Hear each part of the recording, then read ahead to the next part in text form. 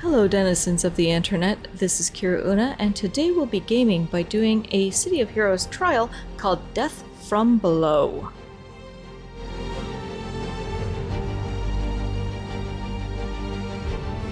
We'll be picking up from my beginner tutorial, and to answer the question, what is a trial, raid, or strike force? It's a mission, or a series of missions, or one long mission done in sections to complete a task that's part of the story that often needs a number of players. Sometimes 4 to 5 players, and sometimes up to 50 depending on the task. Most trials, raids, or strike forces have a minimum level requirement. For this trial, called Death from Below, or DFB for short, there is no minimum level. That's right, this trial is fantastic for beginner players to really get to know your powers and for team building exercises. There's also several badges that you can get by completing certain trials and strike forces in certain ways, such as completing a strike force within a certain time trial, or to have no deaths, or beating all the bad guys in a very specific order, which is what we'll be doing on this run. Now, you won't see the badge icons popping up on my screen as I've already done the badge run already, but others who came with me may not have had this badge yet. When you plan on starting a trial, a strike force, or a raid, you can let people know in the Looking for Group chat menu to tell people which strike force you want to run, and ideally if it has a minimum level, as well as how many people that you need. It's important to add this information in your chat announcement. I wanted to run with a full team of 8, but I didn't want to keep people waiting. Also note that I did advise people that I was planning on recording this trial for YouTube, so thank you to the teammates for this Death from Below trial, who are Esther, Splashly, Vampire Bromance, Dr. Despair, and Wasteland Mirage. I'll be playing as my Pyrotechnics controller, May24, and if you're Canadian, you'll get the reference. So now that I've collected the team, I'll be starting this trial. To find the menu that you need to queue the trial, you go to the LFG menu that's on the top of your chat window. Here you will find the list of the different trials and strike forces, the information about the missions, as well as the minimum player amount and level requirements.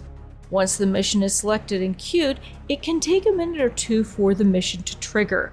Then, when the game is set, a pop-up prompt will prompt all the players to sign into the mission, and once everyone is in, the trial or strike force will start.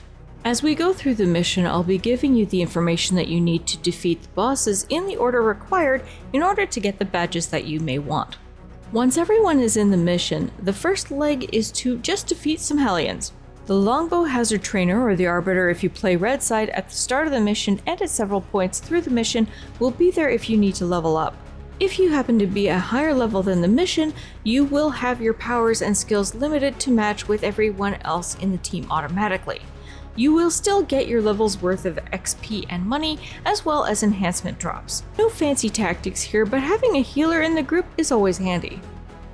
For this portion of the sewers, just watch out for the sigils on the floor, as they'll burst into flame at certain intervals. You don't want to be sitting in the fire as you make your way through the sludgy water. When you get to the first boss, called Tinder, it's indicated by the baddie's name in purple. The objective is to take the boss down. They won't spawn until all the lackeys in the immediate area are defeated first. So once you take out the Hellions on the first leg of the mission, it's on to the Vazalok next. They're the baddies that are sort of like surgeons that use body parts to replace their own, kind of like Frankenstein's monster, but in this mob, they are the monster.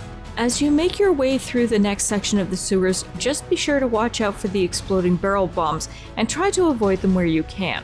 When you come to the next large room with a bit of a bridge in the middle, this is where you will want to take out the main boss, and again highlighted as a purple name, Dr. Menist, but only the boss first and then his lackeys afterwards. Granted, there is a chance of dying in any mission, and much like I did here, because I wasn't paying attention to my health bar. Now you have two options here. You can either go to the hospital as indicated by the button, or you could eat a Wakey, which is a resurrection inspiration.